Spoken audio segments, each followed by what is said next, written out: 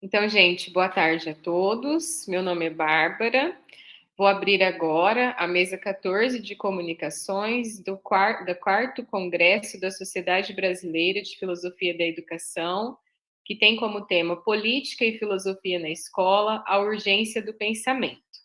Nessa mesa de comunicação, nós temos quatro comunicações. A primeira é de Fabiano Barbosa Viana, professor do ensino médio público de São Paulo e do ensino superior privado, e tem filosofia na USP. O título da comunicação, A Sala de Aula como Cena Filosófica. A segunda comunicação da mesa é de Bárbara Anivaldo Palharini Alvim Souza, da UEMP, com o título Filosofia da Linguagem e Epistemologia do Uso, Contribuições para a Significação em Matemática. A terceira comunicação, de Gabriela da Nóbrega Carreiro, da UFPB, e Tânia Rodrigues Palhano, também da UFPB, com o título Filósofas e Currículo de Filosofia, a colonialidade de gênero na formação inicial. Por fim, a última comunicação da mesa é de Antônio Joaquim Severino, da Uninove, FEUSP, com o título A Filosofia como Paideia, alicerçando a missão da escola. Então, já vamos iniciar com a comunicação de Fabiano Viana. Fique à vontade, o tempo é seu, Fabiano. Bom, primeiramente, eu queria agradecer a todos aqui presentes, agradecer a Sophie, né, pela organização do evento, o Bruno, que está gravando aqui para a gente, agradecer a Bárbara, né, pela mediação, a Gabriela, que está aqui comigo. E, bom, eu vou passar logo ao texto para não tentar extrapolar o tempo, né? Eu cortei algumas coisas, tentei fazer um enfoque aqui para um ponto mais importante, né, do que eu escrevi, para a gente poder discutir depois. Então, vamos lá, né? Eu vou passar o texto. Farei aqui a apresentação do conceito de cena filosófica, resultado de uma ampliação da proposta feita por Frederic Kossuta, que, a meu ver, se atém mais aos aspectos de uma cena textual. Por uma questão de tempo, não irei poder desenvolver neste momento a transposição do conceito de cena filosófica para a sala de aula. No entanto, deve ficar no horizonte que o interesse último dessa comunicação está em pensar as condições prévias, os meios, as atitudes e procedimentos gerais possibilitadores de uma prática específica de ensino-aprendizagem em filosofia. Todas essas práticas que correspondem ao que estamos chamando de cena filosófica já são também pertencentes à atividade filosófica e estão postas na história da filosofia. Compõem o conjunto de elementos que formam a vida filosófica e julgo que seja importante para o trabalho escolar, a composição material de toda uma ambientação, toda uma paratopia que permita a inserção dos alunos no determinado meio favorável à disposição para o filosofar, antes do trabalho com conteúdos da disciplina, embora essa cena sempre esteja atrelada à especificidade de cada filosofia. Nessa comunicação, vou focalizar algumas cenas filosóficas, pois estas costumam ser plurais, que encontramos no livro primeiro da República de Platão. Então, vamos lá. Muito já foi dito e escrito sobre os talentos literários de Platão, sobre a verve poética e dramática em seus diálogos socráticos, sobre o recurso demonstrativo ao mito poético na exposição de sua filosofia. Lembremos de mitos como o contido no discurso de Diotima, tomado de empréstimo por Sócrates no banquete, o mito de Epimeteu e a criação do homem, apresentado pelo personagem Protágoras, em um contraponto dialético a Sócrates, no diálogo que leva seu nome. Ou mesmo a célebre alegoria da caverna, forma dessacralizada do mito formulada na República.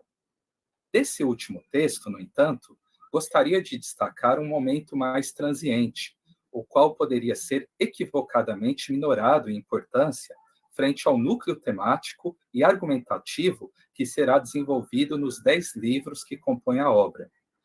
Falo sobre a narrativa inicial, que introduz o texto da República. Tal como num poema épico, o texto começa em média res, em meio aos eventos. No começo do livro 1, temos o encontro de Sócrates e de seu irmão Glauco com Polemarco, em meio às celebrações abentes, a deusa Artemis dos Trácios. No primeiro parágrafo, a narrativa em primeira pessoa, feita por Sócrates, rememora as preces feitas pelo filósofo no dia anterior, além de enunciar o desejo que o moveu a acompanhar a festa e as procissões em homenagem à deusa que acabam por deixá-lo encantado. A festa era realizada pela primeira vez por aqueles habitantes, o que justifica o interesse de Sócrates, segundo seu próprio relato, e esse dado será importante para nós. Quando se dispunham a retornar para a cidade, e aqui devemos frisar esse retorno para a cidade, do Pireu para a Ágora de Atenas, Sócrates e Glaucon são interpelados por um escravo de Polemarco, o qual solicita que esses aguardem antes de partir. Iniciado o diálogo entre Polemarco e Sócrates, que insiste na permanência do último quase que de maneira intransigente, saliento dois argumentos do primeiro que parecem convencer Sócrates a ficar. A novidade da corrida de Archotes a cavalo, que se dará ao entardecer, e a festa noturna, após o jantar, no qual se entabulará conversas com a presença de jovens, dentre sofistas e poetas auspiciosos. Todavia, após o trecho do diálogo aludido, outro parágrafo narrativo, o 328c, é intercalado ao texto. Nele temos a cena da casa de Polemarco. O espaço é preenchido pela presença de jovens sofistas e prosadores, como Trasímaco e Lísias, mas numa antítese narrativa passa a ser focalizado o velho pai de Polemarco, Céfalo. Esse é descrito por Sócrates como bastante envelhecido, pois há tempos que não o via. Encontrava-se sentado numa cadeira e coroado na cabeça, por ter acabado de fazer um sacrifício no pátio. E aqui, um último destaque antes do comentário. O sacrifício provavelmente fora feito a Zeus Hércules, protetor da casa. Propomos a seguinte pergunta: qual a importância desse proêmio narrativo para o diálogo de natureza dialética que irá se seguir? Ora, já em sua primeira intervenção, Céfalo faz uma associação entre o espaço da casa e a velhice. Conclama a presença de Sócrates não só por uma defesa da imobilidade, dificuldade de locomoção desse que envelheceu e não consegue mais caminhar até a cidade, mas, sobretudo, por conta de uma relação inversamente proporcional entre o embotamento dos prazeres físicos e o aumento do desejo e o prazer da conversa. A casa seria, assim, para Céfalo, um espaço privilegiado de cultivo da amizade, da filia, em especial, mesmo que ainda de maneira parcial, do cultivo da alma e do logos. Não podemos esquecer que Céfalo ainda está preso à aparência do deleite da conversa. Não passara pela conversão propiciada pela maêutica socrática. Em outras palavras, a casa era tomada como um locus de realização da filosofia, esta tornada possível no cultivo de uma síntese da amizade com a inclinação para a busca da sabedoria, resultante do amadurecimento do homem. A tópica da boa velhice, como o cuidado da alma em detrimento do corpo, a partir da perspectiva de Céfalo, continua a dar o tom desse início de texto. Porém, com o andamento do próprio diálogo, dirigido pela ironia socrática, a velhice cede lugar aos temas do caráter, ethos, da posse dos bens e, por fim, da justiça, problema central da República. Daí a sequência temática encadeada acaba também por deslocar o sentido da cena introdutória. Destaca-se, então, a constituição de uma cena e de uma contracena filosófica, de modo dialético, no início do diálogo à República. O preâmbulo narrativo do texto não deve, assim, ser tomado como uma simples introdução, quase que pré-textual, para a verdadeira ação do diálogo. Nele temos, de um ponto de vista discursivo, a composição de uma cena textual, que traz consigo um conjunto de motivos, estruturas e elementos temáticos que serão desenvolvidos dialeticamente nos momentos subsequentes do texto.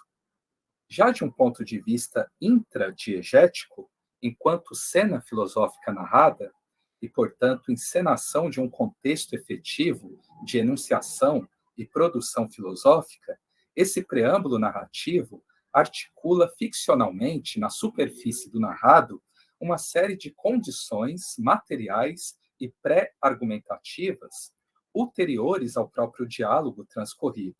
Esse, por sua vez, entendido tanto como procedimento filosófico quanto atividade filosófica concreta. De certo modo, tais bastidores de uma cena filosófica narrada configuram uma outra cena, subterrânea, fora de cena, todo um plano consistente que carrega consigo as pré-condições para uma construção filosófica.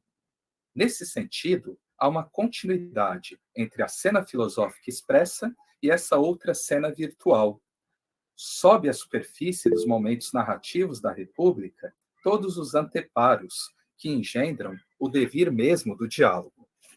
São essas condições que tornam possível uma atividade filosófica, essas forças na margem do texto que deixam entrever a atitude filosófica. E devemos frisar que, da mesma forma que ocorre com a perspectiva da cena textual, a cena filosófica não se restringe ao campo dos pressupostos, continua a ressoar ao longo do diálogo, além de reconfigurar novas cenas de acordo com os rearranjos de suas relações compositivas, virtuais e atuais, sempre implicadas nos problemas, argumentos e conceituações de um sistema filosófico qualquer.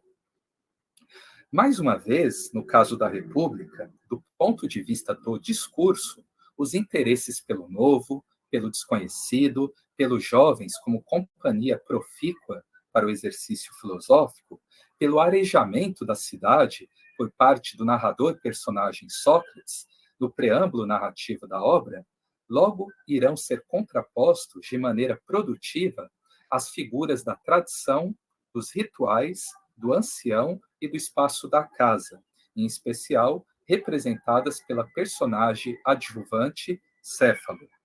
Essa contraposição, porém, não ocorrerá de maneira radical e unilateral. A forma dialética do diálogo, nuançado por momentos narrativos, tanto de maneira exterior quanto interior às falas dos debatedores, quando uma narrativa interrompe uma cena dramática do diálogo, faz com que os motivos iniciais transitem e se reinventem de uma cena textual a outra, de um argumento a outro, por vezes associados aos diferentes personagens conceituais, para usar mais uma vez uma terminologia deleuziana, que compõe a trama. É o caso, por exemplo, dos jovens que se encontram na velha casa de Céfalo, onde a filosofia retorna da ágora para a hospitalidade da tradição, estratégia argumentativa também presente na apologia, né? Tão logo, os jovens aparecem agora como portadores dessa tradição, sendo a velhice, enquanto afastada das paixões corpóreas, sugestão de um caminho para a elevação da alma, distante das mudanças ilusórias que a todo instante ludibriam os sentidos no âmbito da cidade. E assim que essa contracena se mostre arranjada, não será mais na imobilidade da velhice que se encontrará a justa medida do inteligível, mas no caminho de volta à ideação, na e da cidade. Como se não fosse possível prescindir, na ascese da alma, do movimento que necessariamente parte do mundo das aparências e da presença física dos múltiplos debatedores. É o momento no qual Céfalo sai de cena e dá lugar ao seu filho Polemarco na discussão, abrindo para o leitor da República sucessivamente uma nova cena, embora esta seja sempre resultante das anteriores e traga algo delas consigo.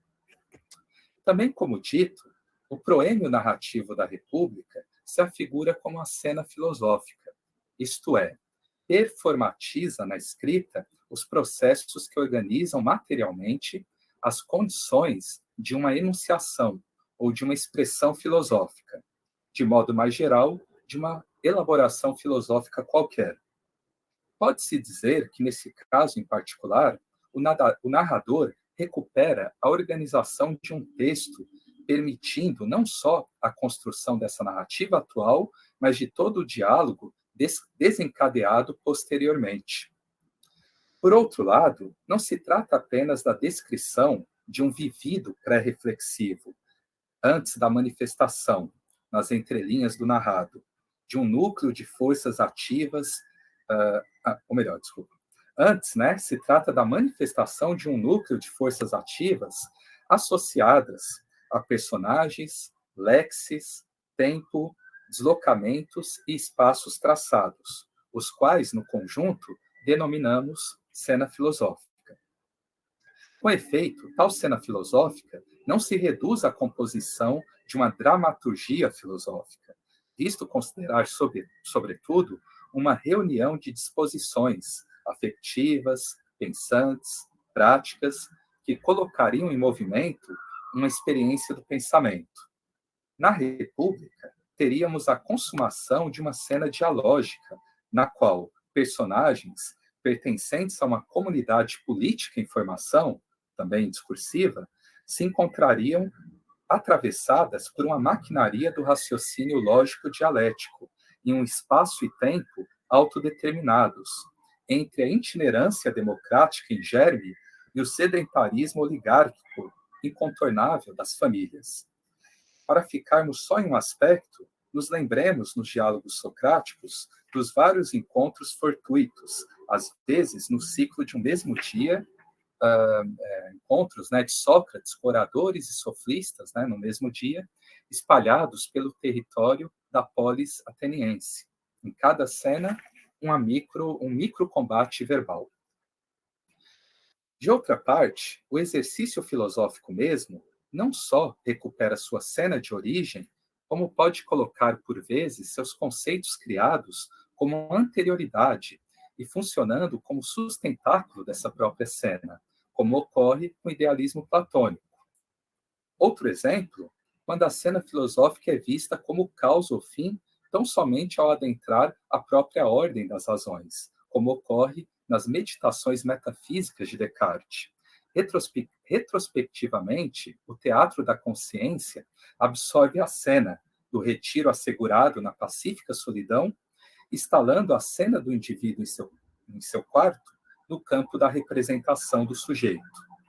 Insistimos, contudo, que o proêmio de obras como a República, assim como outros segmentos narrativos entremeados ao longo do diálogo, nos permitem entrever certas condições de produção do discurso filosófico que se enunciam nas falas de Sócrates e seus interlocutores, sem que esses se esgotem na atualidade desse próprio discurso, isto é, sem que se reduzam à condição de parte extrafilosófica, nem à condição de argumento no interior de uma exposição racional. De outro modo, na República, assim como em outros diálogos platônicos, a cena filosófica recuperada, em termos narrativos, emoldura o diálogo, carrega em suas imagens já elementos de clarividência racional, exposta na maiêutica socrática, porém de uma maneira singular, expressa como razão objetivada, também um conjunto de afetos, em práticas e relações que se tornam determinantes para a atividade filosófica mesma. E como afirmado, tais condições não desaparecem no movimento do pensamento, tecido de maneira contraditória por meio da reciprocidade entre cidadãos discordantes no interior da polis. Ao contrário, se atualizam, inclusive de maneira corpórea, nos gestos filosóficos da indagação, da problematização, do raciocínio disciplinado, etc. Prova desse desdobramento da cena filosófica, estou terminando já, prova desse desdobramento da cena filosófica, como propõe Maria Helena Pereira, está no fato da República, em termos formais, ser caracterizada como um diálogo narrado, uma narrativa feita por Sócrates a um auditório anônimo. A escolha da narrativa, como afirma Paul Shorey, permite uma caracterização mais acentuada das figuras e de reconstituir com mais relevo o ambiente em que se movimentam. Como demonstra o comentador, as circunstâncias alteram o curso do próprio diálogo. Vale a pena ainda lembrar da hipótese de um especialista na obra de Platão, como Cornford. Ele defende que é nesse diálogo que se desenha a bifurcação entre o método de Sócrates e o de Platão. No livro primeiro, evidencia-se a falência daquele. A continuação mostra os novos caminhos, segundo os quais não é cada um a organizar a sua busca do bem, mas a ordem social é que há de tirar de cada um o melhor. Ora, o que isso nos diz? Que a altercação de uma cena a outra filosófica, leva à produção de um novo discurso filosófico. E aí, toda a teoria tripartite das almas e dos papéis políticos correspondentes na República. Além disso, essa mudança de cena é mimetizada pela narrativa que situa a figura de Sócrates em diferentes correlações com o corpo social ao longo da obra, assumindo, por fim, a figura do orador que se dirige a uma Assembleia Geral. Em resumo, a cena que transborda a superfície do diálogo é, ao mesmo tempo, o substrato do discurso filosófico. A narrativa é o índice dessa passagem. Ela ativa a nossa percepção para todo o cenário no qual se enreda o falar filosófico, nos lembrando que a filosofia, antes de tudo, é um modo de vida, uma prática vital. Captar esses elementos nos sensibiliza para filosofar, e aqui a importância desse tipo de investigação para o ensino de filosofia, pois uma das estratégias para garantir o engajamento dos alunos em uma aula de filosofia passa pela performatização coletiva de uma situação concreta que provoque a reflexão filosófica.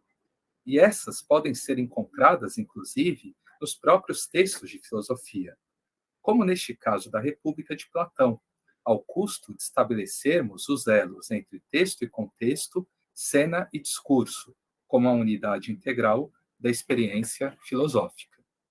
E eu termino por aqui. Obrigada, Fabiano, pela sua ótima apresentação. Sem mais para o momento, nós vamos à segunda comunicação da sala.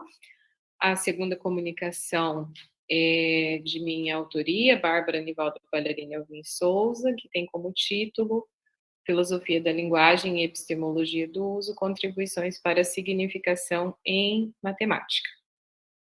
O objetivo da comunicação é apresentar uma reflexão de natureza filosófica sobre o significado em matemática, tendo como norte uma problematização associada à recente reestruturação curricular da educação básica e da formação de professores. Então, para problematizar, né, esse cenário contemporâneo da reestruturação, eu parto dos documentos da Base Nacional Comum Curricular. E como estou aqui no estado do Paraná e trabalho com a formação de professores aqui, consulto também o referencial curricular para o ensino médio no estado do Paraná. Nesse contexto, eu trago uma reflexão sobre a articulação do sentido com base tanto na filosofia da linguagem de Ludwig Wittgenstein, em especial, né, na segunda fase associada a esse filósofo, tendo como norte os escritos do livro Investigações Filosóficas, e também abordo alguns elementos da epistemologia do uso do filósofo Arley Ramos Moreno, né, e traços de sua pragmática filosófica que nos permitem tratar da atividade epistêmica. Então, alguns desafios são colocados no cenário contemporâneo associado à formação dos alunos da educação básica e também da formação de professores. Depois de 3 documentos submetidos associados à Base Nacional Comum Curricular, em 2018 nós tivemos uma publicação da BNCC, que foi decorrente logo na seguida de uma publicação da Base Nacional Comum para a Formação de Professores e em 2 de dezembro de 2019 nós temos uma resolução do Conselho Nacional de Educação que altera, então, a formação dos licenciados, visto que, como a educação básica muda, a formação da licenciatura, né, das diferentes licenciaturas, também deve mudar para atender essa reestruturação da educação básica.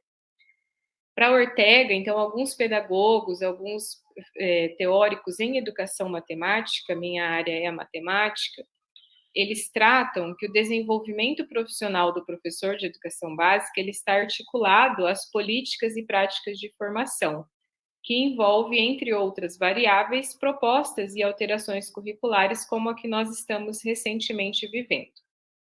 Então, no âmbito do ensino e da aprendizagem de matemática, a implementação da Base Nacional Comum Curricular e a reestruturação da educação básica, ela tem sido alvo de várias pesquisas que visam implicações pedagógicas, epistêmicas e estruturais dessas novas prescrições.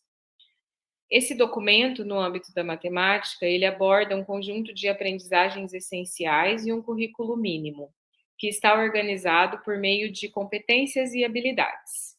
Então, por exemplo, para o ensino fundamental, no âmbito da matemática, nós temos um conjunto de 8 competências e 247 habilidades associadas aos objetos do conhecimento de 5 unidades temáticas de matemática. Vejam que há um número exorbitante de habilidades que devem ser desenvolvidas pelos alunos.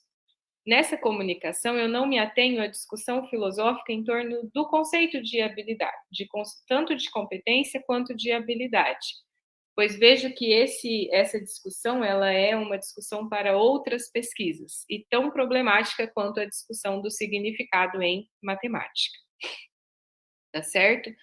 No entanto, o documento define competência como a mobilização de conhecimentos, ou seja, conceitos e procedimentos, e habilidades como práticas cognitivas e socioemocionais, atitudes e valores para resolver demandas complexas da vida cotidiana no exercício da cidadania e do mundo do trabalho. Então, no ensino fundamental, o documento ele aborda, né, como eu disse para vocês, um conjunto de habilidades associados aos objetos do conhecimento. E ele propõe essas 5 unidades temáticas correlacionadas que orientam a formulação dessas 247 habilidades. Nessas habilidades aparecem os significados associados aos objetos do conhecimento, que seriam os conteúdos matemáticos. Então, por exemplo, para um objeto do conhecimento, problemas envolvendo diferentes significados da multiplicação e da divisão, adição de parcelas iguais, configuração retangular, proporcionalidade, repartição equitativa e medida, o documento aborda 2 habilidades: resolver e elaborar problemas envolvendo diferentes significados da multiplicação, utilizando estratégias diversas, e resolver e elaborar problemas de divisão cujo divisor tenha no máximo 2 algoritmos envolvendo os significados de repartição equitativa e de medida. Notem que o significado está associado única e exclusivamente ao objeto do conhecimento matemático, que nesse caso está associado à operação de divisão e multiplicação. Ou seja, a elaboração de significados, a construção de sentidos pelos alunos, por mais que parta de situações problema, ainda está única e exclusivamente presente, associada ao objeto do conhecimento matemático.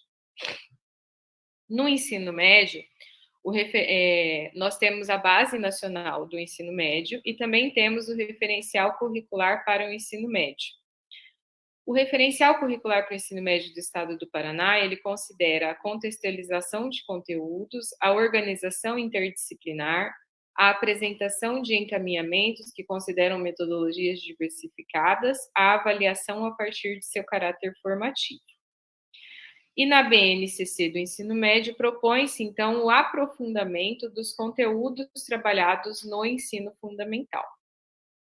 Essa base para a formação de professores, ela visa atender, então, tanto a BNCC do ensino da educação básica, né, e a BNCC ensino médio.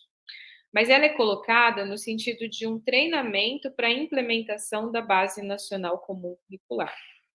Esse documento, ele foi aprovado, segundo a literatura, de uma forma impositiva e antidialógica, de modo a nortear o trabalho docente.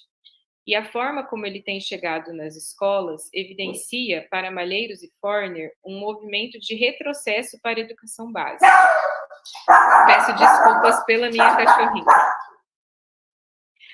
E uma das coisas que se orienta, né, no documento é um olhar fragmentado para os objetos do conhecimento matemático que são apresentados na base. Esse olhar fragmentado, no texto dos documentos, ele aparece, né, de uma maneira bem fracionada. No entanto, a articulação dissertativa mostra uma necessidade de articular os conhecimentos com situações da vida e por aí vai. Vale investigou ainda nesses documentos algumas ausências no que se refere aos modos como a matemática escolar tem sido concebida e apresentada. Existe a ausência de autoria docente, visto que esse documento não foi visto por muitos professores e educadores, a ausência da pluralidade de concepções pedagógicas e uma ausência de perspectivas socioculturais da educação matemática. Há também um rompimento entre teoria e prática. Evidencia-se, né, por exemplo, no ensino fundamental, a necessidade de trabalhar com os objetos do conhecimento, ou seja, evidencia-se um saber que, mas no texto evidencia também um saber fazer que pode acarretar em um rompimento, tanto da articulação entre teoria e prática, quanto de como isso vai chegar nos cursos de licenciatura. A Resolução 02 de 2019, como eu citei para vocês, ela está associada a uma reestruturação da carga horária da formação dos futuros professores. Essa reestruturação de carga horária, em contrapartida a esse movimento entre o saber que e o saber fazer da Base Nacional Comum Curricular, tanto para ensino fundamental quanto para ensino médio, ela aparece nos cursos de licenciatura evidenciando a prática, né? O saber que está ficando negligenciado em decorrência de uma forte tendência no saber fazer. Então, em todos os grupos de carga horária, então hoje na resolução nós temos 3 grupos de carga horária, todos evidenciando um saber fazer associado à prática. Nesse sentido, nós nos perguntamos como que é esse movimento, né, essa dicotomia entre o saber que e o saber fazer pode ser investigado e que concepção de saber fazer está alicerçando os significados, né, dentro desses documentos que prescrevem indicativos para a formação de professores e para a formação dos alunos na educação básica. Os diferentes modos de ver que aparecem nos documentos indicam o uso dos conceitos matemáticos atrelado a situações problema, a processos de investigação e a valorização de conhecimentos possíveis de articulação com o dia a dia. Em contrapartida, competências e habilidades mencionam valorizar os objetos matemáticos e a construção do conhecimento dos sujeitos. Cada documento, já amparado em uma base epistêmico-construtivista, pode ocasionar o privilegiamento de uma imagem dos conceitos matemáticos, ora para incorporar a ampliação de seu significado, ora para reduzi-la às aplicações da matemática. O ensino, baseado em competências e habilidades, pode estar associado ao perigo de uma inversão pedagógica na concepção de conhecimento matemático como advindo de práticas contextualizadas.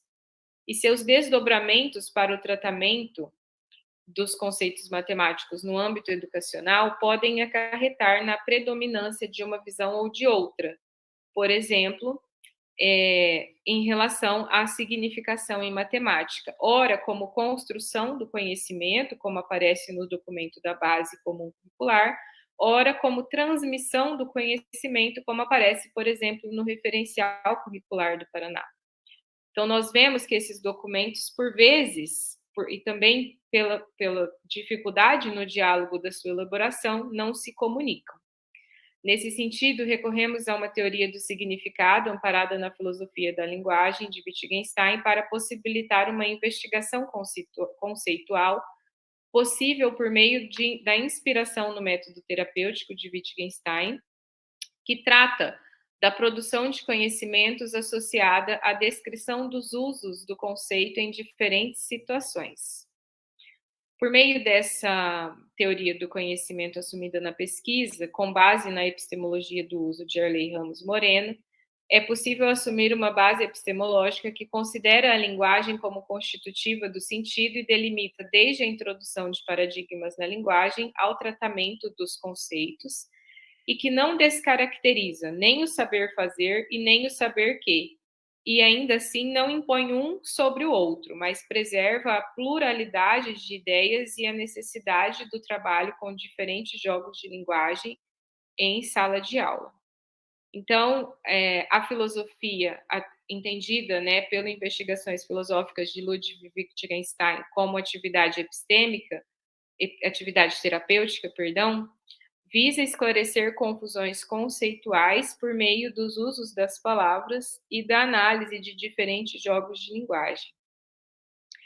O papel da linguagem nos processos de ensino e de aprendizagem na constituição do sentido, por meio de uma visão pragmática da linguagem, em que o significado de uma palavra não é um referente específico, mas está nos usos que fazemos dessa palavra, e se amplia a cada novo de linguagem em que aprendemos, é visto por Wittgenstein em 2013. Na perspectiva wittgensteiniana, esses jogos de linguagem ou essas atividades regradas que fazemos com a linguagem, como cantar, dançar, realizar um cálculo, traduzir de uma língua para outra, entre outros, é o que ampara nossas atividades e nos insere, por exemplo, na cultura, nas atividades laborais e na sociedade. É quando aprendemos as regras do jogo e seguimos essas regras que nos tornamos parte de um contexto, parte de uma comunidade. Em relação ao significado, de acordo com Wittgenstein, para uma grande classe de casos, mesmo que não para todos, de utilização da palavra significado, pode-se explicar esta palavra do seguinte modo: o significado de uma palavra é seu uso na linguagem. É este conjunto de aplicações de uma mesma palavra que gradualmente constitui seu significado, que a torna um conceito, o qual, por sua vez, passa a desempenhar o papel de regra, ou seja, torna-se condição para que possamos descrever algo no mundo empírico. A gramática é um conjunto de usos que fazemos das palavras que podem ser expressos sob um sistema de regras que, uma vez cristalizadas e assim sistematizadas, os usos das palavras esclarecem a significação dos conceitos e enunciados. Daí a importância do entendimento, né, desse conjunto de usos que fazemos das palavras em algo que Wittgenstein chama de gramática e vai ser utilizado por Arley Ramos Moreno em busca de uma epistemologia do uso, em direção a uma pragmática filosófica. Moreno, desde 1995, com o livro Wittgenstein através das imagens, seleciona alguns elementos importantes que lhe dão direcionamento a uma tese epistêmico-filosófica, que se ampara também nas ideias de uso wittgensteiniana e detalha como se dá a ampliação dos significados a partir do conceito, por exemplo, de paradigmas na linguagem. Essa busca por uma epistemologia do uso, né, nessa comunicação eu trato apenas das contribuições de Wittgenstein para Moreno, mas também está associada ao filósofo Granger. Então, essa reflexão sobre o significado Ela leva em consideração elementos da filosofia da linguagem, a terapia filosófica como esclarecedora de confusões conceituais, os usos das palavras e o conceito de gramática em Wittgenstein. Nesse sentido, os objetos do mundo exterior, objetos do universo mental e psíquico, objetos ideais e formais das teorias científicas e dos sistemas filosóficos, eles são colocados, né, a partir do ponto de entrada na linguagem. Como esses conceitos entram na linguagem? Que tipo de pragmática podemos olhar que não leva em conta relações causais, mas sim relações internas de sentido? Isso nos auxilia a olhar também para esse contexto contemporâneo que tanto valoriza o pragmático, mas que não necessariamente está associado a relações internas de sentido e muitas vezes procurando relações causais que podem reduzir, ocasionarem um reducionismo, por exemplo, da significação em matemática dentro dos ambientes de sala de aula.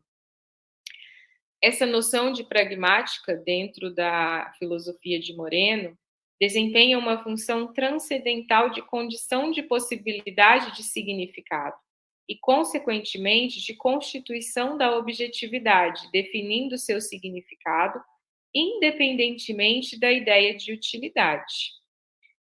A descrição de Wittgenstein é focada nas conexões internas das palavras com as formas de vida, ou com as certezas que delimitam nosso quadro de referência mais geral, ou seja, nossa visão de mundo.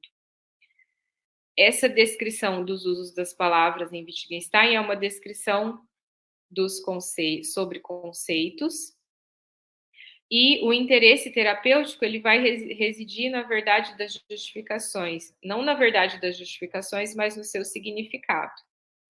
Esses dois quadros teórico-filosóficos, no caso de Wittgenstein, bem mais filosófico que teórico, pois o filósofo não tinha intenção de elaboração de uma teoria, nos permitem tratar dos níveis de articulação do sentido. Moreno indica que existem duas etapas de articulação do sentido: a atribuição de nomes como etiquetas e a definição de seu sentido, e que a definição do sentido está associada ao campo do pragmático. Tudo isso nos permite olhar para aquele campo do pragmático dos documentos iniciais que eu comentei com vocês e problematizar algumas questões.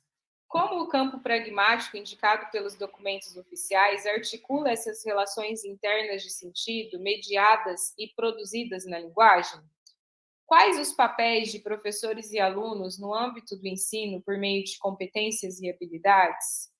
Como as concepções de construção e transmissão do conhecimento implicam as práticas de sala de aula e os papéis desses atores da situação de ensino e aprendizagem? E, com a ênfase demasiada no saber fazer, como a organização das experiências dos alunos com os saberes convencionados são estruturados? Essas são problematizações evidenciadas na comunicação, e pensar a educação matemática nessa perspectiva teórico-filosófica nos permite refletir sobre alternativas para pensar a significação a partir de sua natureza convencional, sem reducionismos de conceitos matemáticos e preservando a importância do uso de diferentes jogos de linguagem em sala de aula. Eu agradeço, eu penso que passei um pouquinho do tempo. Sem mais delongas, vamos à próxima comunicação, que é a comunicação da Gabriela da Nóbrega Carreiro, da UFPB, com o título Filósofos e Currículo de Filosofia, a colonialidade de gênero na formação inicial. Muito obrigada. Obrigada, Bárbara. Boa tarde a todas as pessoas, né, aqui presentes. Agradeço o espaço, agradeço a mediação de Bárbara, a partilha também, né, de suas pesquisas, que me interessam bastante também, tenho enveredado um pouco por esse campo também, campo dos processos de ensino-aprendizagem na área de filosofia, né. O Fabiano também, obrigada pela partilha, o Bruno na gravação aqui, fazendo esse suporte técnico, e a presença do professor Marcos também. Eu falo daqui da Paraíba, sou doutoranda na UFPB, tenho desenvolvido minha pesquisa um pouco nesse recorte do que eu vou apresentar, né? Tem sido uma pesquisa, como diria Conceição Evaristo, que passa um pouco pela escrevivência, né? Quando a gente traz a nossa realidade, as nossas experiências também formativas como lugar, né? Para pensar e problematizar e construir pesquisa e epistemologias e conhecimentos, e, enfim. E isso também é um pressuposto da própria epistemologia feminista, né? Peço desculpa pela zoada. Eu moro numa casa e a gente está num horário que as crianças saem da escola, né? É vizinha a uma escola, então vai ter cachorro e criança ecoando, né? Mas que bom, né? Pelo menos é cachorro e criança. Mas essa ideia, né, de trazer ao centro também, me colocando também como pessoa da pesquisa, não só enquanto pesquisadora, é uma perspectiva que eu também trago nesse caminhar, né, de formação, que parte desse entendimento de uma epistemologia feminista, de trazer as nossas experiências também como frutos e problemas de um cerne maior, né, de uma questão maior. Então, o título é esse, de fato, eu peço licença para ler: Filósofas e Currículo de Filosofia, a colonialidade de gênero na formação inicial. Esse título ele já evoca, né, de fato, uma questão cara que a gente vem cada vez mais problematizando no campo da filosofia, especialmente a partir de um recorte de 2016, que é intitulado Um Marco Significativo, né, que vem sendo chamado por muitas pesquisadoras do campo de gênero e feminismos, que é a Primavera das Filósofas. E o que é, de fato, a Primavera das Filósofas, né?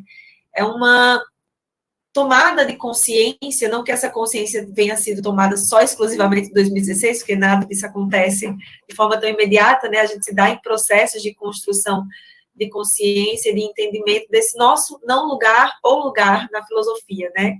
Isso dentro do campo do currículo, com as referências que são colocadas tradicionalmente por uma filosofia euroandrocentrada, né, cristã, que vem percorrendo todos os nossos espaços de formação. Isso é uma pesquisa, enfim, que eu trago aqui também como referência da professora Carolina Araújo, um artigo publicado em 2019, e também a nossa ausência nos espaços de formação inicial, né? A gente está em minoria enquanto estudantes. A professora Carolina apresenta esses dados, né? Esses dados estão para ser atualizados, inclusive pela Rede Brasileira de Mulheres de Filosofia, filósofas, na verdade.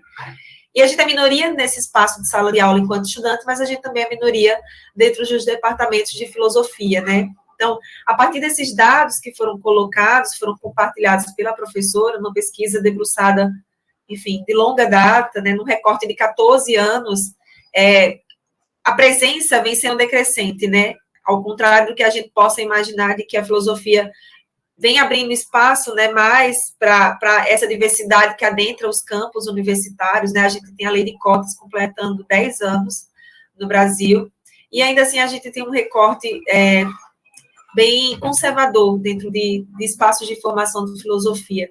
Eu confesso que digo isso para vocês, assim, com certo pesar, né? Essa não é uma questão também exclusiva do Brasil. A gente tem recortes, né? Se a gente vai para o campo da interseccionalidade de classe, raça e gênero, a gente tem um recorte que aprofunda, né, as nossas raízes. Por isso, o conceito da colonialidade de gênero, né, que é um conceito de uma filósofa argentina, Maria Lugones, que funda esse conceito a partir de conceitos anteriores, como o conceito da colonialidade de poder, do Aníbal Quijano, mas que vem junto com um grupo de outras filósofas latino-americanas, como a Uti Curiel, como a Ildex Espinosa Minhoso, trabalhando em torno dessa problemática do que implica, né, como que implica o gênero dentro do campo da filosofia, né, qual as implicações que são determinantes ou que foram determinantes para que a gente esteja ainda a uma margem, né, e aí, fundamentadas, principalmente a Lugones, fundamentadas nos estudos da socióloga Oyeronke Oyeume, com o livro A Invenção das Mulheres, recentemente traduzido para o Brasil, embora seja uma obra do século passado, mas só veio ser traduzido para o Brasil, lamentavelmente, ano passado, mas que bom que foi traduzido, né? Onde a socióloga Oyeronke vai desenvolver uma pesquisa sobre o gênero como, de fato, uma categoria de observação de sociedades eurocêntricas, né? É uma imposição, na verdade, de definições de sociedade, e a gente herda, né, essa noção binária de um homem e de uma mulher, e essa imposição chega para as nossas sociedades a partir dos processos de colonização, como elementos que vão olhar para as estruturas sociais que aqui já estavam vivenciadas, já eram definidas antes da colonização, a partir desses elementos, né?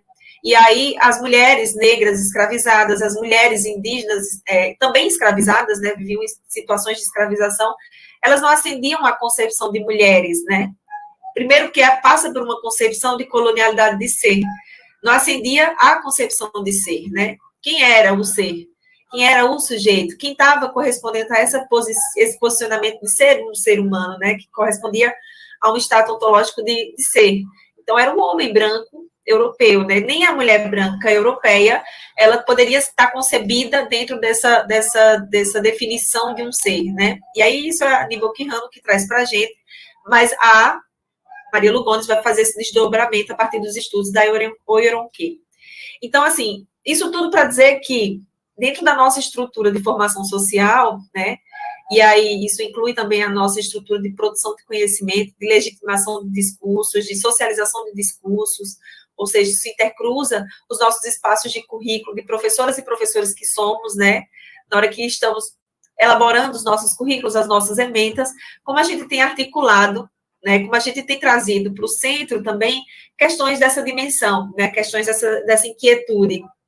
Já que as filósofas, né, recorrentemente, eu não sei vocês, mas eu já fui perguntada algumas vezes, tanto na educação básica, no ensino médio, que fui professora, e agora fui professora do ensino superior, se existiam filósofas, né?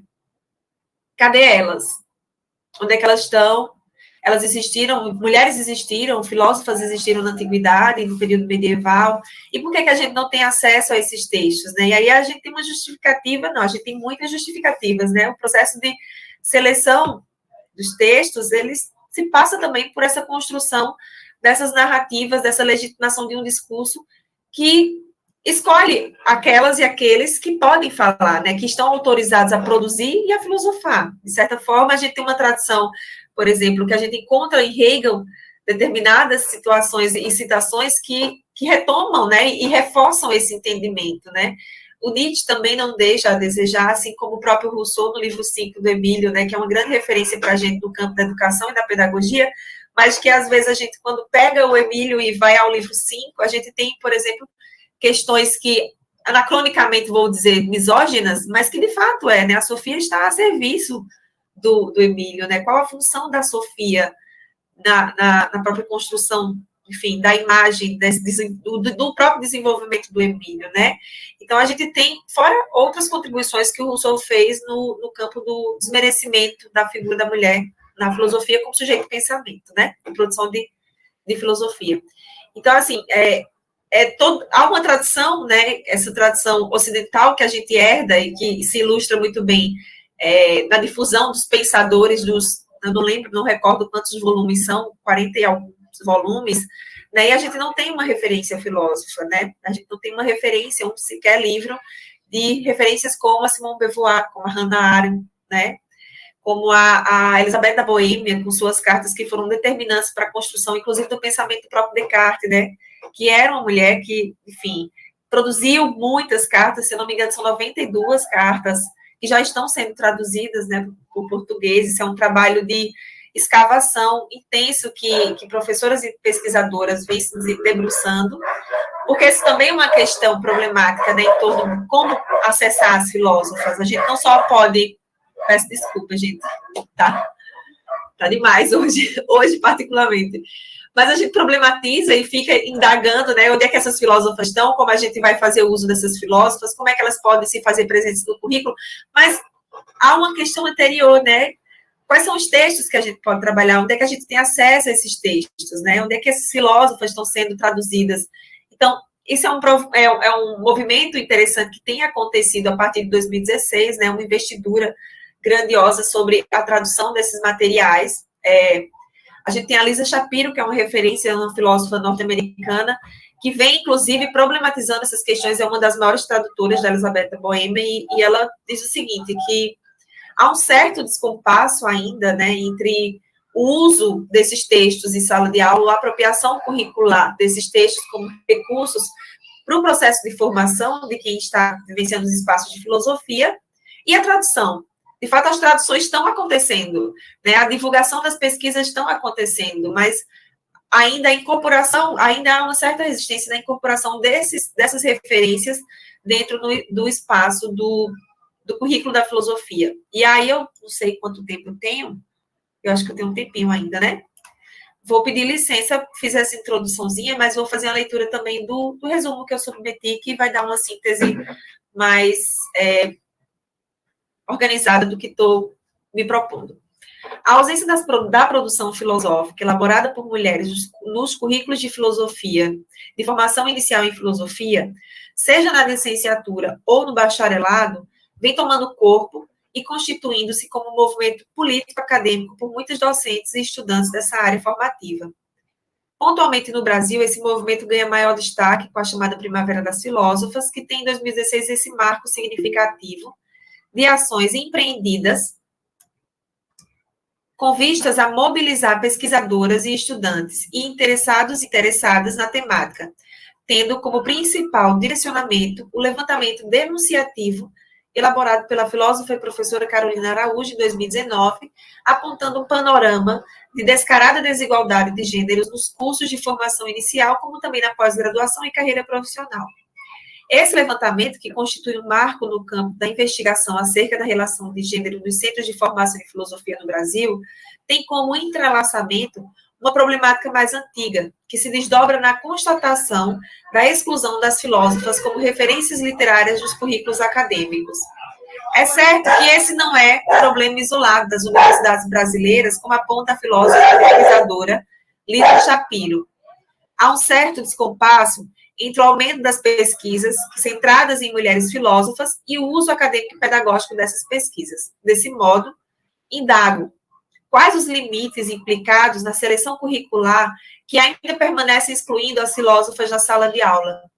E tomando como chão de análise a educação brasileira, compreendendo que os moldes universalistas reafirmados pela ênfase da neutralidade ecoa querelas ainda coloniais que segue a tônica da primazia da episteme eurocentrada cristã, androcentrada, misógina e racializadora. Assim como as filósofas não estavam no currículo de formação inicial, não estão, aliás, no currículo de formação inicial, e, consequentemente, não estão na filosofia apresentada na educação básica, a episteme advinda de povos indígenas, negros, da comunidade LGBTQIA+, ficam à margem do centro de produção e legitimação do conhecimento.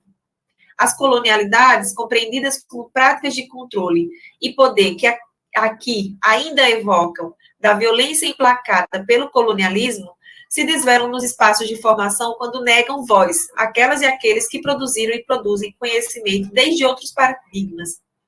A colonialidade do saber, atrelada à colonialidade de ser, de poder, de gênero e de território, sequestram o conhecimento produzido por aquelas e aqueles que não correspondem à ontologia moderna do ser. Logo, nessa escala de exclusão, estão efetivamente as mulheres negras, as mulheres indígenas e as mulheres racializadas a partir desse recorte interseccional. O currículo de formação em filosofia desvela essas colonialidades quando insiste na manutenção do cânone, que tem como base de verdade universal a experiência do mundo europeu, como já nos dizia Henrique Dussel.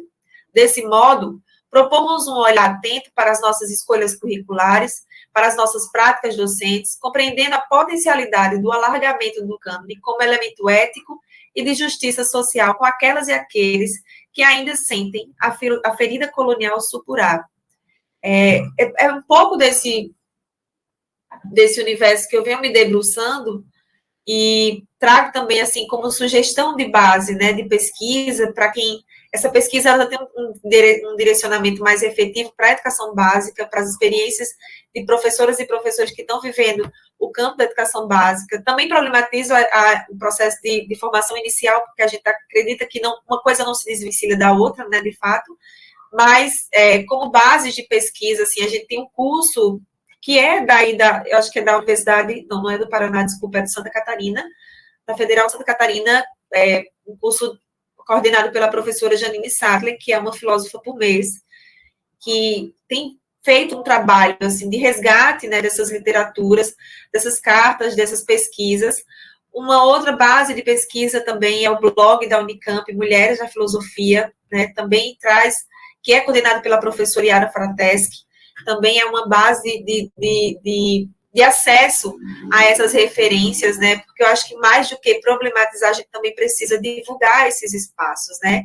Existe a Rede Brasileira de Mulheres Filósofas, que vem também divulgando pesquisas produzidas nesse universo, mas não só, né? Porque também a gente não pode estar sendo situada sempre dentro desse recorte exclusivamente de gênero. Mulheres na filosofia vêm pesquisando filosofias diversas, né? Não só necessariamente dentro do campo dos feminismos, mas, enfim, dentro do campo da filosofia, né? A gente precisa dar visibilidade para essas presenças que tentaram silenciar, né, por tanto tempo, por tantos séculos, e que agora não tem como dar esse passo atrás. A minha pesquisa de doutorado passa um pouco por esse recorte, esse é um traço do que eu venho problematizando aqui pela Paraíba, dentro de sala de aula com professoras de educação básica, e minha contribuição é da gente tentar pensar um pouco, como já dizia a Joana Tolentino, o esgalçamento, né, desse cânone, esse cânone no sentido de que a gente não necessariamente precisa excluir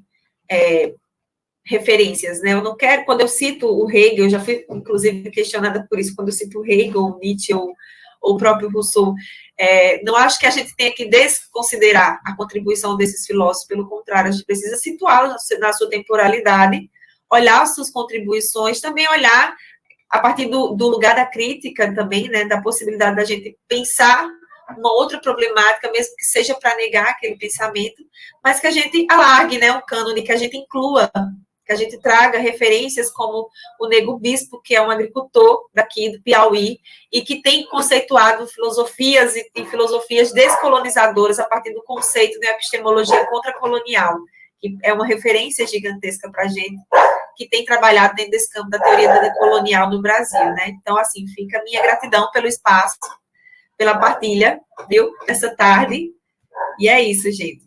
Estou aberta a escutar e conversar um pouco. Obrigada, Gabriela, pela ótima fala.